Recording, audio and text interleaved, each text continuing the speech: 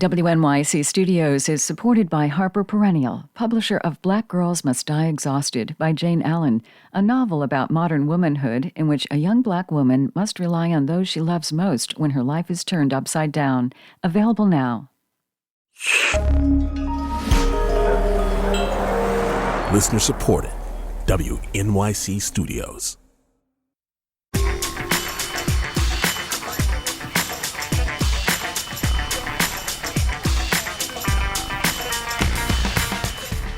In a new film, two couples come together in a small room in a nice church. They sit across from each other at a table. One woman gives the other flowers, and they talk. Their conversation plays out in real time on screen. What they are talking about remains uncertain for the first few minutes, but as tensions rise, the audience learns that one of these couples are the parents of a school shooting victim. The other couple are the parents of the shooter.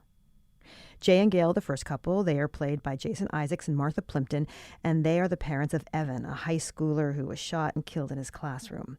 They are seeking answers. They want those answers from Richard and Linda, played by Reed Birney and Ann Dowd. They are the parents of Hayden, the boy who shot his classmates and then shot himself. They are seeking forgiveness.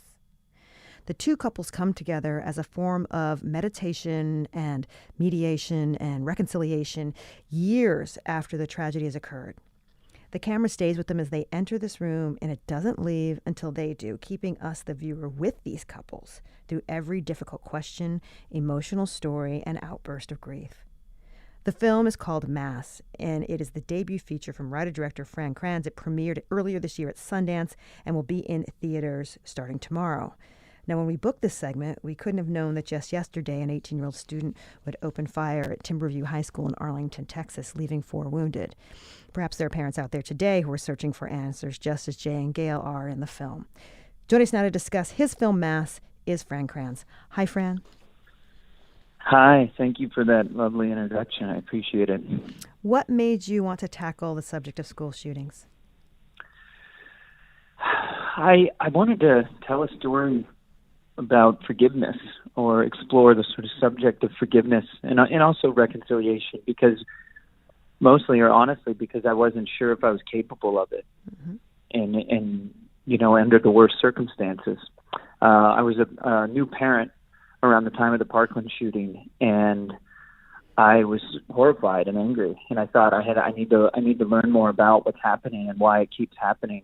I didn't really have a movie in mind, but I started reading everything I could, watching things, it just completely did nothing but sort of research this subject. And I came across these meetings. I found examples, real life examples of meetings like this. And it actually reminded me of the Truth and Reconciliation Commission in South Africa, which I was inspired by. I learned about it in college, mm-hmm. and I remember being so inspired, but also honestly scared, because I did not know if I could participate. I did not know if I could participate in restorative justice, in the sense that I felt I would want punishment, I would want retribution. And while I was so inspired by the notion that the only effort could be to heal or forgive or reconcile, I didn't know if I was capable of it. So I wanted to write about it. I wanted to explore how it works and how people can move forward.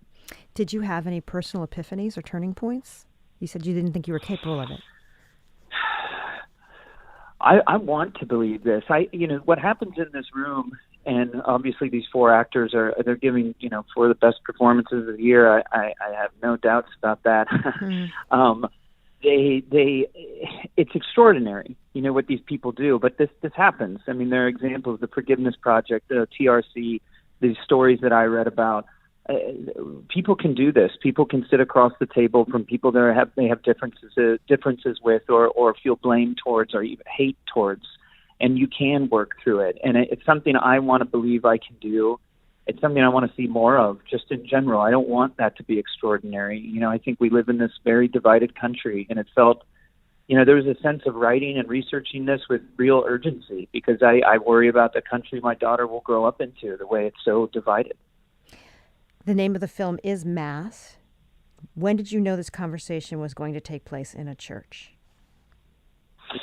I always believed it had to have be said in a spiritual setting. I say this quote now all the time, so I feel silly, but Desmond Tutu, I read his book No Future Without Forgiveness, and he said, forgiveness, reconciliation, and reparation are not the normal currency of political discourse. They're far more at home in a religious realm. And it stuck with me, and it stuck with me for a long time. And I thought it has to be at least in a kind of house of worship or spiritual setting. I mean, I was raised Catholic. I'm not religious anymore. I don't go to church, but I enjoy going. If I do go, I like a good sermon. I believe and love the stories and themes from the Bible. I don't think they're worth dismissing or forgetting. But I'm not religious. I don't think this is not a Christian film. But nevertheless, it's about people searching for meaning, trying to understand the unexplainable or the unimaginable. And to me, that is a spiritual pursuit. Forget about forgiveness and reconciliation. Searching for meaning in your life and having a relationship with the unknown. I think that's a spiritual exercise. And so to me, I felt it was important to have spirituality in the movie, but not directly involved. I mean, these four characters they're doing human work. They're in the parish hall, the sort of secular space of a church, and they're working through their problems. Sort of God or spirituality, that any notion of some kind of higher power, it's sort of around the corner or upstairs. The movie's sort of, it's spiritual adjacent. It's if you choose to have a relationship, it is there for you. And I kind of ask the question I sort of hope audiences ask, what is the benefit of having a spirituality in your life? What is lost with living a purely secular life or atheist belief? Is there something important about having a real relationship with the unknown? Before we leave the topic of religion, there's just this one throwaway line, and I don't know if it's meaningful or not, but they make the point that it's an Episcopal church. I'm Episcopalian, so maybe that's why I picked it up on it. I didn't know if that was important in any way. I sort of believed, I was sort of set on a church, and no offense to anyone else, but it felt like that was the kind of right home for a meeting like this. Right. I understand. I mean, look, the character of Linda, just incredibly played by Ann Dowd, the mother of the shooter, is a woman that essentially you see that both the father and the mother have experienced a kind of banishment, from their society, from their friends. They sort of live in this kind of exile. And this is a place where she's found a home. There's also a thrown away line that she's not a parishioner, but that she meets with the Reverend privately. And I kind of love the notion that people will help people. It's not about joining the community or joining the church. The sort of door is open for you to talk. And I believe these are where conversations like this happen. I read about some in homes. I read about community centers, but I believe personally something would be lost if we didn't have a door open to the whole notion of spirituality or sort of the forces in the universe and nature that we just cannot explain. My guest is Fran Kranz. The name of his film is Mass. It will be in theaters tomorrow.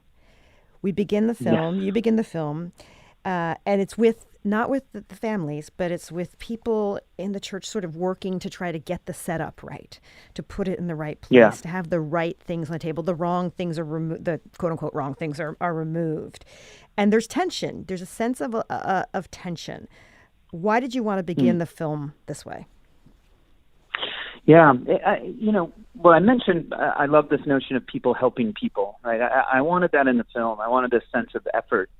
We're going to try and do our best here and help these people. Because I believe in that. I believe that's in us, and I have a trouble conveying this, but I really believed if I just made a movie about the four parents, it would not affect audiences the same way. That we would feel the safety of a movie. We'd feel the safety of a story.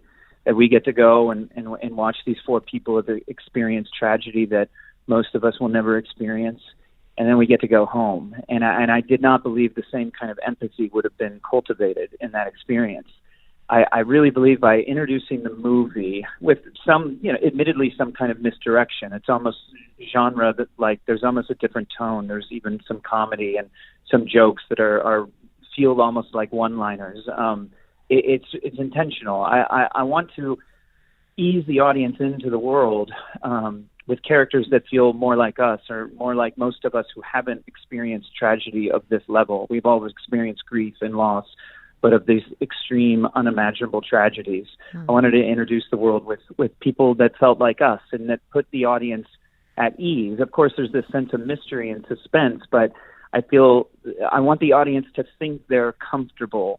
And even, some of the characters, the Brita Wool, who plays the woman who works at the church just beautifully, is sweet and funny and endearing, but she's sort of foolish. She's maybe not really cut out for this job, even though I feel none of us would really know how to handle a situation like that. But I want the audience to sort of laugh at her a little bit and feel comfortable, because then that's when I introduce the parents, and I want the audience to be blindsided. I believe that the way I tell the story and introduce it with these other characters, I think it ties us into the four parents in a way that otherwise wouldn't. And I think it actually, I hope that it creates more compassion for the audience. Also, we, the audience, once you're in the room, you are in the room with them for the rest of the film. And there are moments when it is really uncomfortable, when it's really sad, when it's really, you almost want to reach out and help the characters, help themselves, or hope that they don't say this thing that they're about to say. I do want to play a bit from the film so people can get a sense of the language and the way it's used. And as you said, 4 really extraordinary performances. This clip starts with Gail, played by Martha Plimpton, friend of this radio station. She's the mother of the school shooting victim, and she's speaking to the parents of the boy who killed her son. This is from Mass. So you blame yourself? I'm asking, do you blame yourself? No, I want to know. I didn't come here to talk politics. I want to know. We don't want to interrogate. I can imagine how hard it is to live with his actions. It is. But our loss. Please just tell me, what do you mean by that? When you talk about blame on your part, I want to know what you're referring to. There is nothing that wasn't covered in the depositions. But I want to hear it now. We never filed against you. We never took part in any of that. Maybe a better way than interrogating is to learn what we remember. Fine. So, tell me what you remember. Tell me about your son. What would you like to know? Everything. I want to know everything. Why? Why do I want to know about your son? Because he killed mine. That is from the film Mass. I'm speaking with its writer and director, Fran Kranz. So, Fran, this conversation plays out in real time. What were the challenges of writing that way, and then what were the opportunities? Oof. Well, the decision, if I may, the decision was, people do this. People work and through these conversations. And, I mentioned some examples like the TRC and Forgiveness Project and these meetings I read a little bit about. I wanted to honor that. I wanted to sort of celebrate that, the challenge of it, the courage that it takes. So I knew from the beginning we were not going to have flashbacks. I didn't want to score. I didn't want any of the conveniences of film because I felt it undermined the courage it takes and the sort of the honor of what these people do. So that was the first sort of decision. Writing was crazy making, because I didn't believe there were good or bad people. I didn't believe there were antagonists or protagonists. And everything I read, and maybe there's exceptions out there, but what I read in my research, I never found monsters. I found parents that make mistakes because they love their children, so much, which it feels so true. And I knew almost immediately being a parent how I'm going to make mistakes every day. And I don't know why, because I love her, but how am I continuing to make all these mistakes or have these regrets? It's just honest and human. The complexity of being a human being and the mess of it. So there was never any question about that. So I tried to write them equally, if that makes sense, which was very challenging. And I kind of had all these sort of separate scenes that eventually I started to work together, but I was essentially improvising. I'm an actor, and that's how I thought of it. I'm going to play these 4 parts. It finally came together, but truthfully, the most important part was finally getting my cast, and we had a very short rehearsal here in New York, and it was 2.5 days, and 3 weeks before we went to Idaho to shoot the movie in 14 days. So it was all very fast. So the essence of that rehearsal was, what we call table work. We just sat around the table, which, happened to be the action of the film anyway. And we picked the script apart. And these actors are as good as it gets. So I said, wherever you feel false or phony, or you feel like you're just, waiting for your line, or you feel a step is missing, whatever it is, just tell me and we will fix it now. I will change it. So, for instance, Richard and Linda are telling a story about the day of the shooting from their perspective. Jason Isaacs looked at me and said, I don't want to listen to this. Why am I listening to this? And that became a line, because it was a truthful, honest response. And so I knew I'm not going to tell these actors how to get to these emotional places. The best I could do was write the words to carry them there. So that was really the best thing I could do, I thought, as a director, was provide the steps for them and then let them go and let them play, because they are, like I said, as good as it gets. The name of the film is Mass. I'm speaking with its writer and director, Fran Kranz. I wanted to ask about the parents of the school shooter in this film. It's interesting to watch the interplay between the two characters. You can understand what the parents of the victim might want from this kind of meeting. What do the parents of the shooter hope to get from this meeting? Yeah, I think it was a bit personal or distinct for both Reed Birney and Ann Dowd. I saw, for speaking for Ann, and I would rather have them talk about their characters, but I saw a mother trying to reclaim her identity, in the sense that she was a mother who loved her son, and in so many ways still loves her son, but doesn't know how to, or doesn't feel like she has the right to. And there's this sort of search to kind of get back that ownership of who she was, kind of reclaim herself and be able to say, I'm a mother still, and I still love my child despite what he did, and try to reconcile that despite the terrible things that he did. I think there's an element to that. Of course, they agree to be there, so that I don't think it's more they are seeking forgiveness. I think they're just trying to help these people.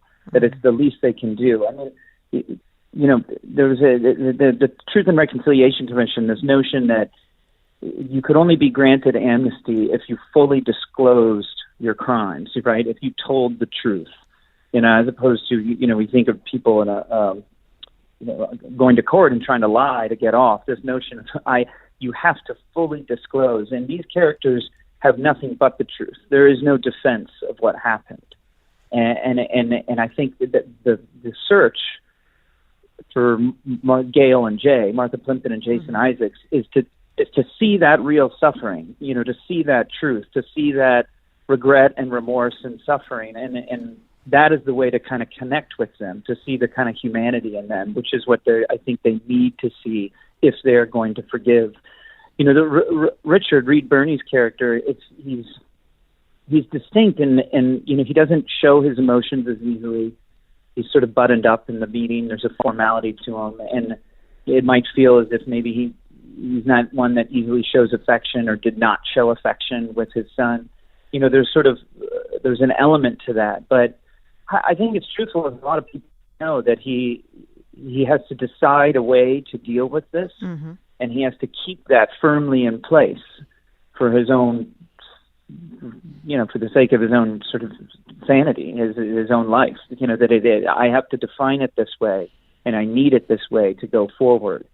And so there's a less flexibility, it seems, in the character, but I don't think it's any less human. I don't even necessarily see it as cold so much as it is his way to survive. I did believe Reed Birney was there to support his Linda, they're his ex-wife. They're no longer married, but I think in many ways I always felt that he's there in many ways for her, and to defend himself, if that makes sense. So the couple of the son who was shot, Jay and Gail. In the beginning, Jay seems to be more ready to be there than Gail, but then Gail really kind of takes over. That's Martha Plimpton's character later in the film. Let's play another clip. This is Gail asking more questions of Linda and Richard, the parents of the shooter. I want to know what changed. When he was 13, he started going online. He started that gaming profile, that account. They weren't violent games then. Yeah, I know that, but... There were fantasy games like role play. Yeah, I know that, but it was still the same account that he used later on, so... I'm just asking what changed. It's very hard to answer. Well, please try. It's not just one thing. Then tell me more than one thing. Hey, Gail, let's not do it like this, okay? Okay. You're right. I'm sorry. Yeah. Just... We're not interrogating. Then what are you doing? I say that as compassionately as I can. What are we doing? You say you want to heal. We all do.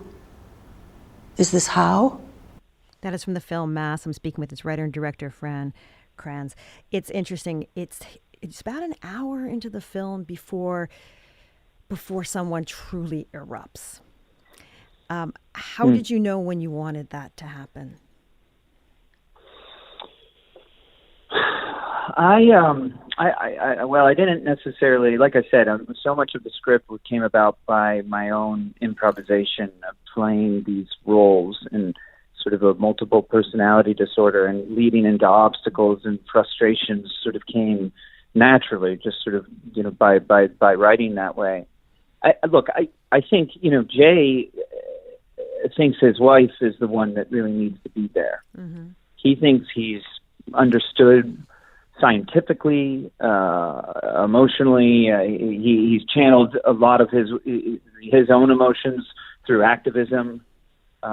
He thinks he understands it politically speaking. He sort of has this understanding of it, but in reality, he's sitting on this kind of volcano of anger. He's still very much at war with grief. So while he thinks he's there for Gail, it turns out there's so much that he needs to do. So I mean, look, I don't want to talk about the whole plot and give this movie away, but there's people come into the room with expectations, and what happens, it might be completely different than what they expected or what they wanted. I mean, it's hard to name or define why they are all there. I mean, I think it's a really interesting question, but I think it would be open to interpretation even for the people themselves. There's sort of a need, there's an undeniable need to be together despite their relationship or the dynamic of how they know each other. They strangely feel like they're peers, that they need one another to explain this. To make sense of it. They both want that. They both want answers. They both want healing.